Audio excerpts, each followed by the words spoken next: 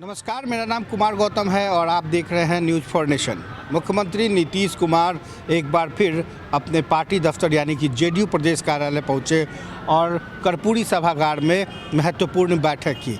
बैठक के जरिए जहां वो कार्यकर्ताओं से मिले और इसके साथ ही जो जीते हुए विधायक हैं और जो हारे हुए विधायक हैं उससे लगातार एक एक करके बातें की।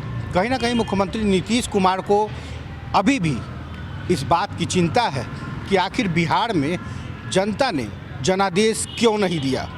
पिछले 15 सालों तक मुख्यमंत्री लगातार अनवरत काम करते रहे, लेकिन ऐसी कौन सी वजह थी जिसकी वजह से मुख्यमंत्री नीतीश कुमार को जनादेश नहीं मिला, वोट नहीं मिला।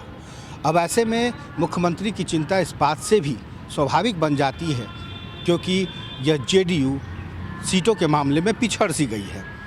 इसी बात को लेकर मुख्यमंत्री नीतीश कुमार लगातार पार्टी दफ्तर पहुंच रहे हैं। इसी कड़ी में आज उन्होंने एक बार फिर तमाम कार्यकर्ताओं के साथ पूरे बिहार में जिला के प्रखंड स्तर पर, पंचायत स्तर पर अपने टीम के मजबूत होने की बात कही है। महिलाओं को एक अलग से टास्क दिया गया है, टास्क ऐसा जिसके जरिए वो बता सके कि मुख्यमंत्री नीतीश कुमार ने जन जन के लिए कितना काम किया है।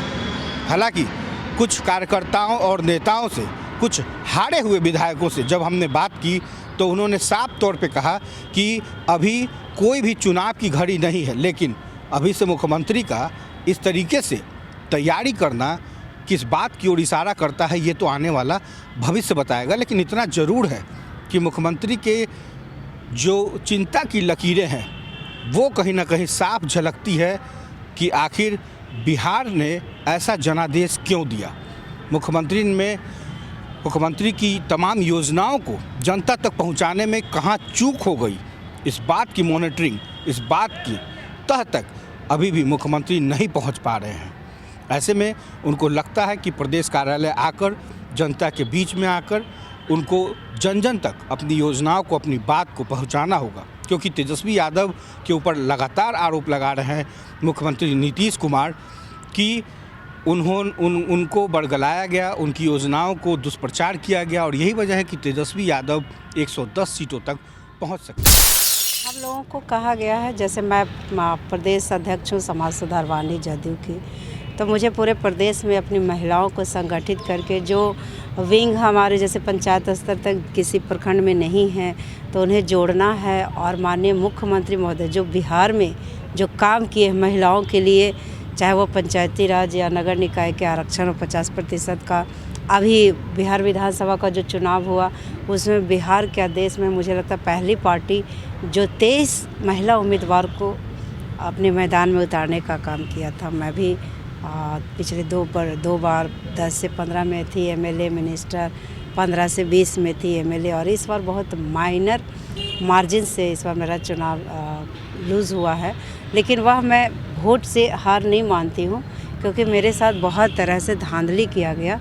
जो आरजेडी के उम्मीदवार थे, बहुत मामूली आदमी, पंचायत समिति सदस्य, वह अपने क्षेत्र के सारे पैसे लूटकर, ब्लॉक को बेचकर, मतलब ब्लॉक के सारी योजनाओं को निकाल करके, और जो नल जल योजना है क्योंकि उसकी पत्नी भी वहाँ ये मुखिया है, उस वार्ड के सारे पैसे निकाल करके और वहाँ अंधाधुंध धांधली करके, और इस तरह चुनाव को और काउंटिंग में भी काफ़ी धांधली हुआ, जिसके वजह से हमारा ये सीट लूज़ हुआ है। लेकिन जनता और हमारी जो पार्टी संगठनात्मक जो ढांचा है, एनडीए बहुत मजबूत है। वहाँ हमने समीक्षा करी और आज भी मैं अपने क्षेत्र से ही चल कर आई हूँ।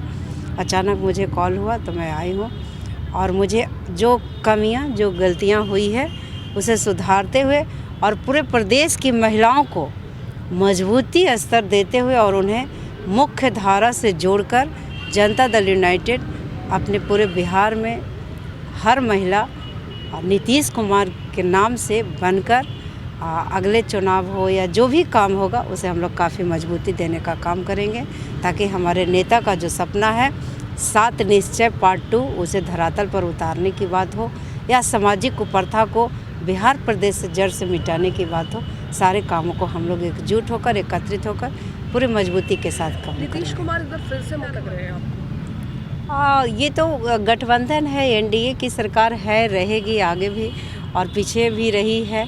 वो सीट आगे पीछे होना कोई वैसा मायने नहीं रखता है।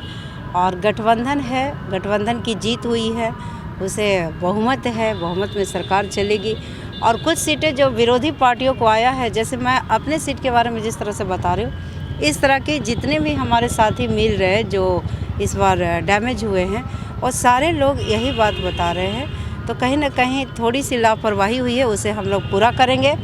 और अगले जब भी चुनाव होगा, हम लोग पूर्ण बहुमत से अपना जेडीयू आएगा और हमारा जो गठबंधन आएगा वो आएगा। काफ़ी संख्या में हम लोग आएंगे और तो पुनः 5 साल बाकी है चुनाव में, आपको लगता है बीच में भी चुनाव होगा? मुख्यमंत्री जी टास्क जिस तरह से दे रहे हैं, लगता है आपको बीच में चुनाव होगा? नहीं, ये कहना अभी उचित नहीं है। ये तो समय बताता है, समय का तकाजा होना चाहिए। अभी हमारी सरकार है, बहुमत में सरकार है, तो मैं कैसे कहूँगी कि बीच में चुनाव होगा। जिस तरह से टास्क दिया जा रहा है, तैयारी टास्क तो हम लोगों को शुरू से भी देते आया गया है और मिलते आया है, और हम लोगों ने काम भी किया है। अभी हमारी पार्टी क्यों टास्क दे रही है? सारे लोग टास्क दे रहे हैं, सारे लोग के वर्कर।